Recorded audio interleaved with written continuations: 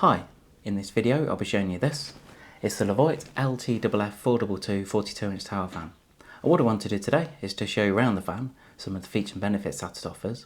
Also, I want to show you some comparisons with this model compared to one of the other Levoit tower fans that I've reviewed earlier. But first of all, we need to get it unboxed. Now it's quite a beast, this one is.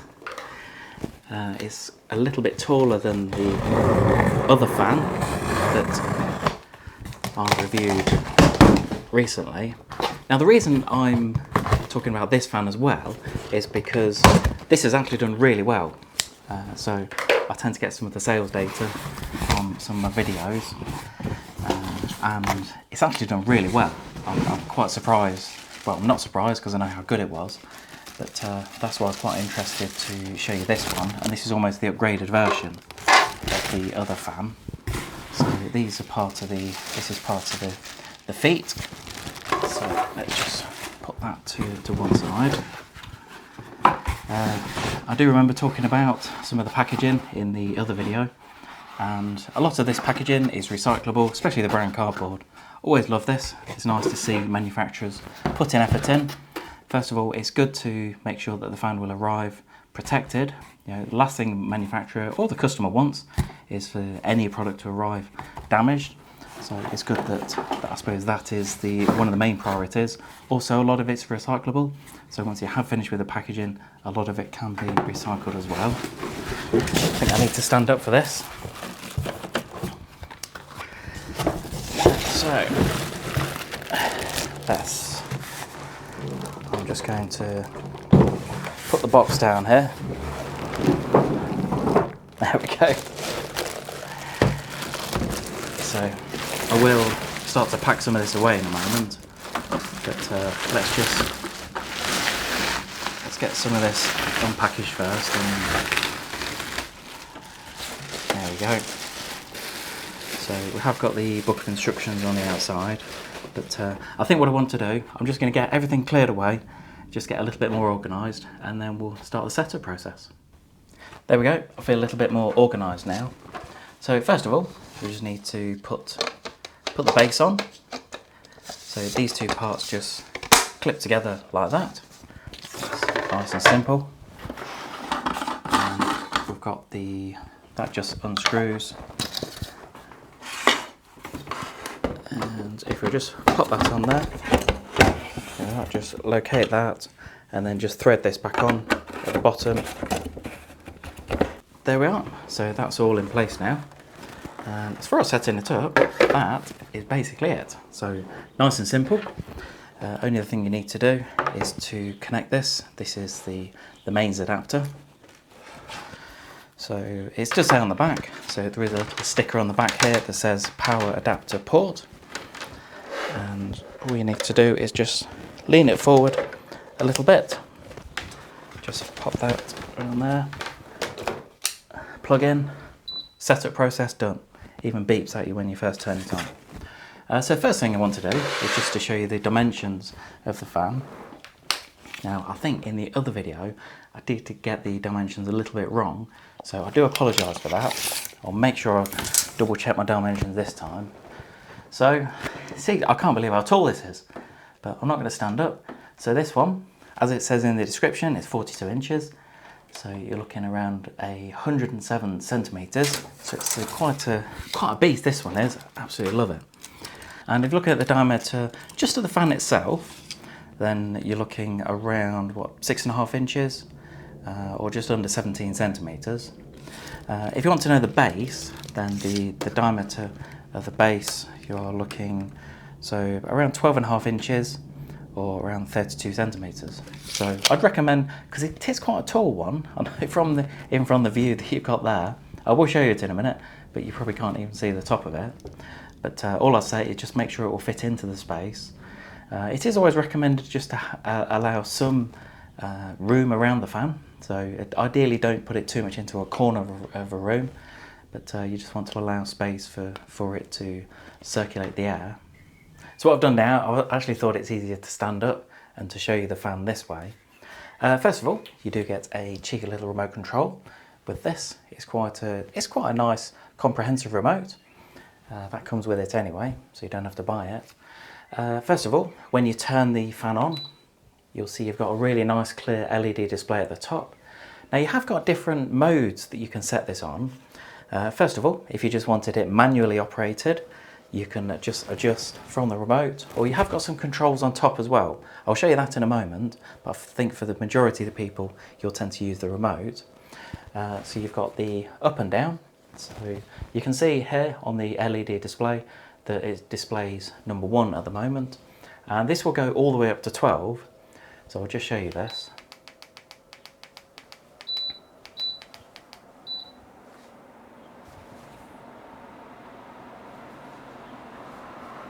So I know from the camera you probably won't be able to get an idea of the noise level. It's actually really quiet. This runs at a maximum of 25 decibels. And I'll be honest, compared to a lot of other fans, because I've seen a lot of fans over the years, this is really quiet, and that's on the maximum speed of number 12. So if I just turn that down, so that's the first option that you can do, where you just select how the setting of the fan itself. The next one, and if you press that button on the left hand side there, so this is basically like a turbo setting that it's got. And what this will do, first of all, it displays the temperature on the front. So you can see here at the moment in the conservatory at 24 degrees centigrade, which in the UK is quite surprising. It's not normally this warm, but what it will do, first of all, this has gone up to number 12. So this is on the maximum speed, and as you can see, it started to oscillate. So it's turning side to side. Now the oscillation is optional. You can turn that on and off just using the button at the top left there.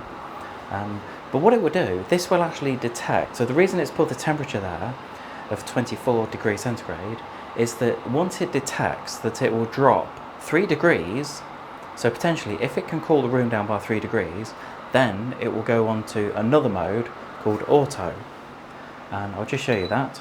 So if I just select that, so it's got the little A. I know it's probably a bit small for you to see on the camera there, but at the moment, and that's it, well, essentially it's already cooled it down a little bit, down to 23 degrees centigrade. Now I will just say that with a fan, it will speed up the air that's in front of the fan. It's not an air conditioning unit, so it's not really designed to cool the room essentially.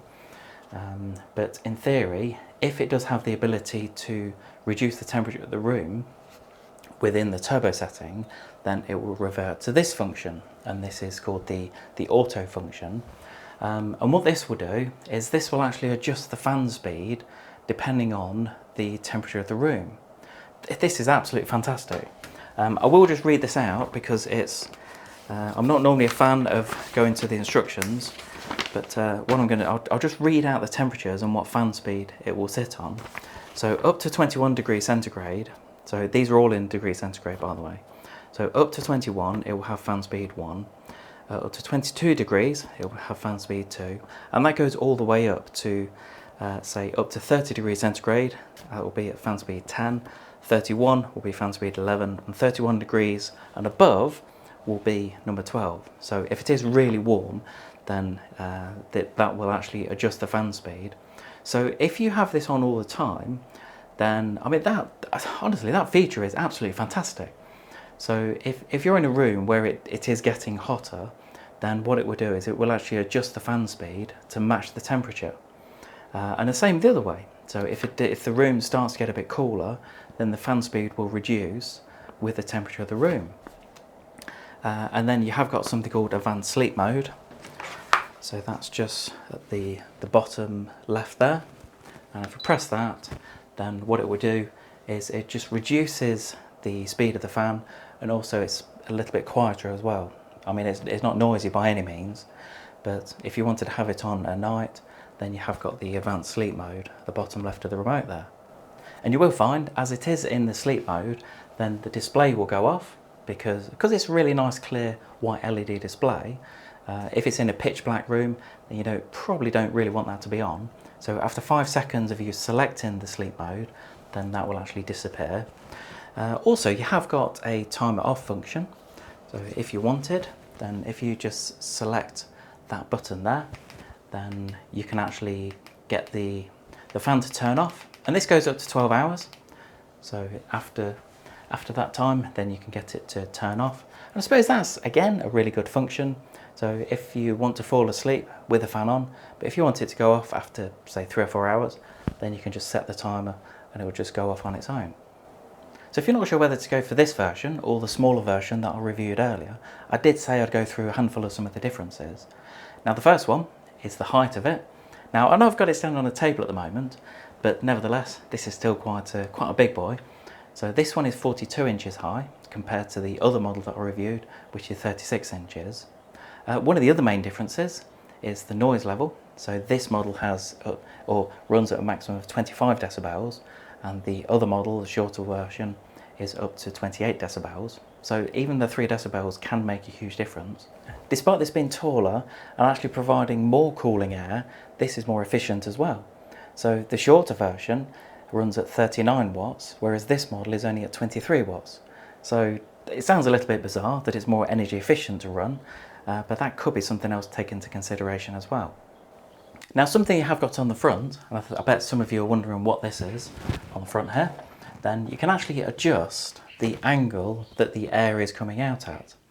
I must admit, I had to have a quick look at the instructions to see what it was, but when you move that, then you've actually got, now I know you won't be able to see it, but just on the inside here, tell you what I'm going to do, I'm going to move the camera slightly closer, so hopefully you can see this.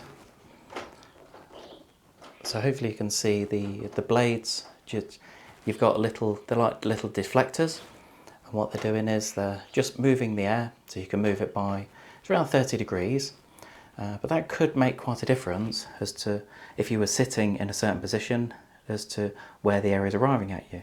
A couple of things to show you just around the back. If you want to clean it, then it's quite an easy process. There's really not a lot to it. You've got one screw in the back, so just undo that, then the panel will come off, and then you could just get like a vacuum cleaner or duster just to clean the back of the fan. Clearly just make sure you've got it unplugged. You do not want it switched on when you go to do that. We don't want anyone hurting themselves. Also, I'll just show you this, because it's little details like this that make a difference. What Levoit have done is they've put you've got a storage compartment at the back for the remote control to sit in. Now, something like that, I think, is absolutely brilliant, because the number of times that we have sold fans to customers, not necessarily Levoit fans, but fans of different manufacturers that come with a little remote, and then months later the customer comes back saying, I've lost the remote, I'll put it down somewhere safe. Anyway, something like that, love it. So I've just put the fan on the floor, because clearly it's quite tall, and as long as my arms are, I'm not long enough to put the camera on top of the fan while it's on the table. So I just thought I'd help myself anyway. I just wanted to show you the top of the fan to show you the controls. Now you will notice that they're very, very similar to the remote control that I've been showing you. So you've got the on and off button there. You just hear it kicking into action. So you've got the display on the front. But as I say, a lot of the controls are very similar. So if we press that one, then that will increase the fan speed. So you've got the mode button on the left. So just pressing that changes the mode of it, as I went through earlier. You can, and even from the top of it, you can just get the fan to rotate if you want to, or as one of my friends calls it, roticitate. It's kind of a little bit different, but I must say I quite like that, roticitate rather than rotate. But anyway, I just wanted to show you the top of the fan to just really show you the controls on there. But as I say, they're really very similar to what the remote control offers.